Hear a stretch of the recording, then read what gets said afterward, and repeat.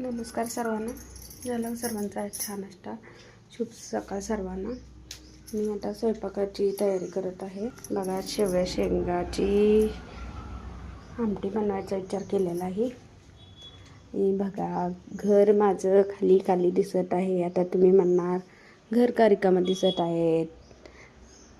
म्हणजे माझी मुले गेलेले आहेत सुट्टीला आणि खरंच त्यांच्या मामाकडे गेलेले आहेत. रात्री मामा त्यांच्या आलेले घ्यायला आणि तिकडे गेलेले आहेत.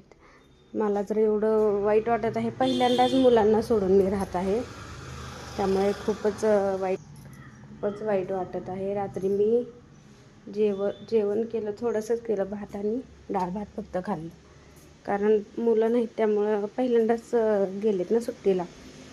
त्याच्या अगोदर भैया जरी कुठे गेला तर सोनू तर माझ्यासोबत असायचा आणि दोघे पण गेलेत.